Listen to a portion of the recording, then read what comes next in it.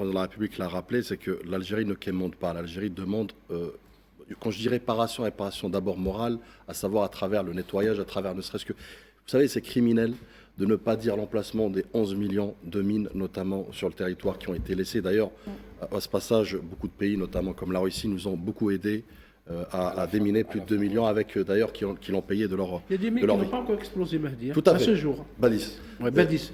Et qui ont causé plus de 3000 morts, d'ailleurs, post-indépendance. C'est pour vous dire, c'est criminel de ne pas donner ces plans. Vous savez, et c'est criminel encore de ne pas donner les plans, notamment des matières chimiques, matières nucléaires et autres, les déchets nucléaires.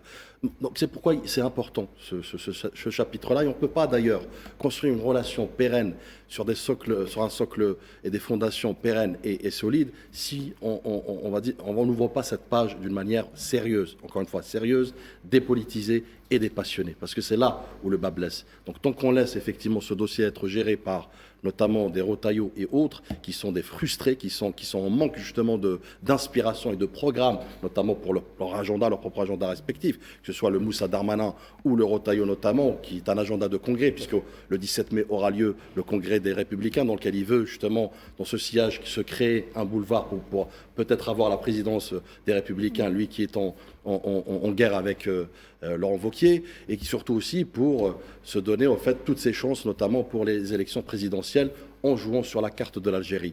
Eh ben non, moi je rappelle à ce monsieur que l'Algérie n'a pas vocation d'être un sous-traitant pénal de la France. L'Algérie n'a pas vocation d'être un centre pénitentiaire, notamment de la France. Et enfin, et ça c'est peut-être pour Moussa Darmanin, c'est de lui dire l'Algérie n'a pas vocation non plus à être une annexe du palais de justice français. Donc l'Algérie ne peut pas, je dirais, couvrir les malfaçons, les défaillances du flux migratoire. Par contre, l'Algérie, à ce propos, joue beaucoup en amont avec ses partenaires, que ce soit en Afrique, pour endiguer justement les flux migratoires à travers le Fonds africain d'investissement, à travers le développement durable, le développement des peuples africains, et pour endiguer effectivement cette immigration clandestine. Maintenant, je reviens sur la déclaration du président de la République. Moi, il y a une phrase qui m'a interpellé. Les Dreyfusards sont encore là. C'est une phrase très importante, lourde de sens. Lourde de sens.